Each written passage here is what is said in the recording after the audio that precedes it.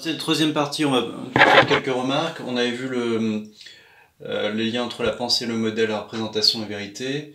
Donc la pensée métaphysique qui permet de créer par exemple des modèles M0, M1, M2, M3, ou d'autres modèles en mathématiques par exemple, comme le calcul infinitésimal. Les représentations, différentes représentations possibles par exemple du modèle 1, on avait vu. La notion de vérité.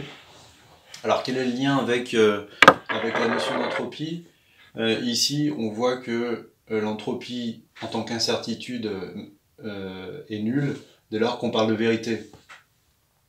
Au sein d'un modèle, le modèle M0 par exemple, le fait d'être ici n'apporte absolument aucune information, il n'y a aucune incertitude. On est certain d'être ici dès lors qu'il y a un monde. Tout en haut, par contre, on a la pensée métaphysique qui a sans doute un lien avec l'entropie en tant qu'incertitude. C'est quelque chose de fuyant qui fuit la personne qui le pense, qui peut toutefois créer le modèle qui reste la chose, on va dire, visible, palpable de la pensée, qui n'est pas retenue. Voilà, donc il y a sans doute un lien entre l'entropie d'un côté et la pensée, vérité de l'autre côté.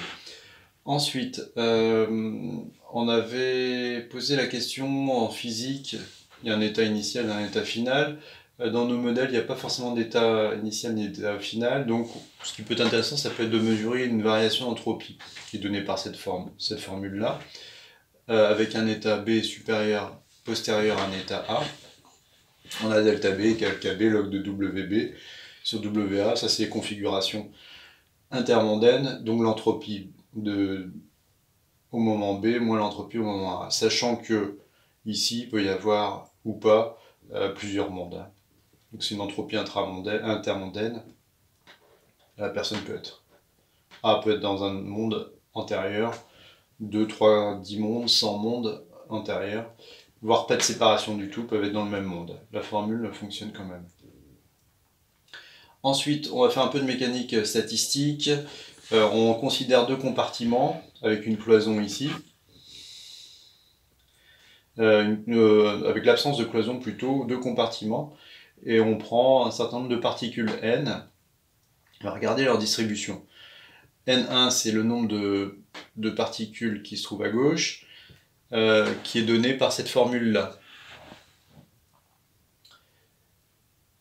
Quand on fait les différents cas, par exemple, on prend n égale 10, donc on va prendre n1 égale 0, n1 égale 2, n1 égale 1, etc. jusqu'à 10. Et quand on regarde la distribution la plus probable, ça sera 5 particules à gauche, 5 particules à droite. De ce constat, on peut transposer donc les particules ici, les molécules, par analogie à des personnes qui se déplaceraient dans le monde. Et si on prend l'entropie I, là on parle d'entropie personnelle intermondaine, cette entropie personnelle intermondaine, donc totale, serait la somme des entropies de chaque monde.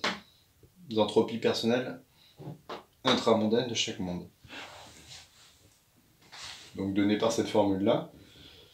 Sachant que dans le modèle 3C, on voit bien qu'il y aurait sans doute une répartition homogène, comme la probabilité d'être en un monde est la même.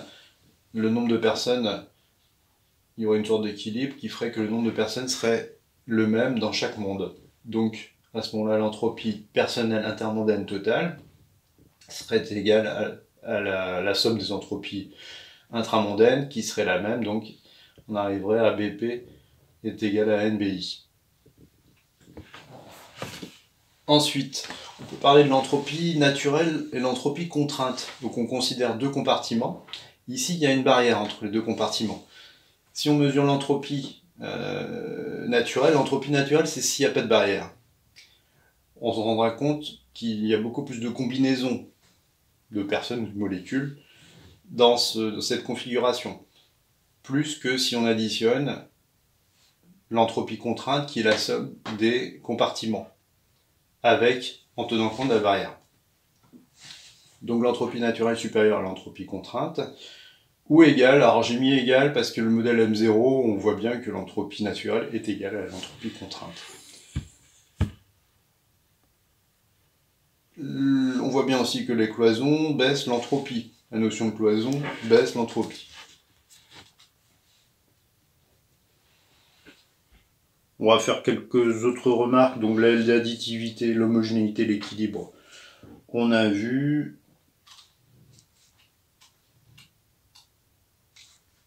On va voir s'il y a autre chose. Oui, la répartition de l'énergie existentielle personnelle, là on transpose aux personnes, à travers les mondes. On peut imaginer les degrés de liberté seraient en fait la répartition à travers les mondes. On va vers l'état le plus probable, et l'état le plus probable correspond à une répartition homogène des personnes à travers les mondes. De la même manière, par analogie, les chocs, c'est-à-dire les rencontres entre les personnes, on a plein d'existences ici qui s'entrecroisent, serait un agent d'homogénéisation, à tel point qu'on arriverait à une homogénéisation chaotique, pure, et que dans ce système où il n'y a ni début ni fin, il y aurait une incapacité à prévoir les états futurs intermondains.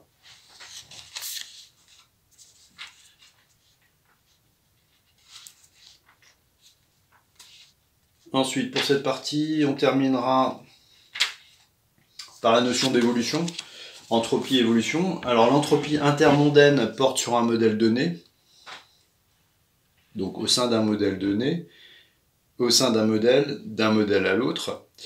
Alors l'évolution porte à la fois sur un modèle donné et d'un modèle à l'autre. Pour l'entropie intermondaine, pour un modèle donné, on peut le voir comme un instantané en fait. On prend M0, on prend M1, on prend M2. On peut le voir comme un instantané, la répartition la plus probable. Mais il peut y avoir des fluctuations au sein de cette répartition. Avec le classement et l'échelle entropique intermondaine, de M0 à M3, l'entropie minimale à l'entropie maximale, l'incertitude maximale, on peut assister à une augmentation entropique, mais au sein des modèles. Là, c'est pas une entropie au sein d'un monde, c'est une augmentation d'entropie au sein des modèles. Donc il y aurait ici une notion prédictive, parce qu'on a vu qu'on avait calé M1 et M2 ici. Mais on peut imaginer qu'entre M0 et M3C, qui sont les extrémums, il existe une infinité de modèles possibles. D'où l'hypothèse du continu. Une sorte d'hypothèse du continu pour le modèle intermondain. Ensuite, l'entropie intramondaine est liée à la probabilité d'être donc dans un monde, elle représente l'incertitude d'y être. Cette incertitude peut augmenter d'un modèle à l'autre. On a vu que M0, la probabilité était égale à 1, la certitude nulle. Là, l'incertitude est max, la probabilité tend vers 0. À ces deux extrémités, il n'y a pas d'évolution. C'est-à-dire qu'en M0 et M3, il n'y a pas d'évolution au sein du modèle, de l'entropie intramondaine. Dès lors qu'on a atteint un état d'équilibre. Mais il y a des modèles, on avait vu qu'il y avait des modèles, des sources, modèles discrets à mémoire, de passage d'un monde à l'autre. Discret à mémoire, ça veut dire que ça dépend du passage antérieur. Le passage d'ici à ici dépend du passage d'ici à ici. On avait vu que c'était le modèle 1 et le modèle 2. La probabilité d'être dans un monde dépend donc des passages antérieurs et fluctue, faisant fluctuer justement par là l'entropie intramondaine au sein du modèle. De la même façon, on peut envisager une évolution de l'entropie personnelle. L'entropie personnelle intermondaine est elle aussi une sorte d'instantané, dépendant de la distribution la plus probable des personnes selon le modèle. Ainsi, l'entropie intermondaine personnelle la plus probable et la plus élevée, celle portant sur une répartition homogène des personnes. Donc c'est ce qu'on a vu à travers les mondes. Et M3 classique l'illustre de manière intéressante. Donc on peut aussi classer et créer des modèles à partir de cette échelle d'entropie qui porterait là sur l'entropie personnelle. On peut aussi envisager les fluctuations d'entropie personnelle selon la probabilité de distribution des personnes au sein d'un modèle donné. Et il y a aussi donc la fluctuation ou pas des entropies personnelles intramondaines à l'intérieur d'un monde, variant selon ou pas selon les mondes. Là, on place encore l'hypothèse du continu avec une infinité de modèles possibles, s'étendant entre M0 et M3C. Enfin, la notion de fluctuation entropique et d'évolution au sein d'un modèle donné peut laisser ouverte et possible la question de la barrière, la zone de rétention. Ici, quand on passe d'un monde à l'autre, sachant que une barrière, une cloison, fait diminuer l'entropie. Pour résumer, on constate en tout cas que l'entropie dépend de 3 paramètres principaux: temps, personne, monde, dans les modèles 1, 2, 3 et 0 d'ailleurs. P, c'est les personnes. M, les mondes. Donc ces 2 variables qui elles-mêmes sont orientées, on a vu à travers les modèles, par le temps.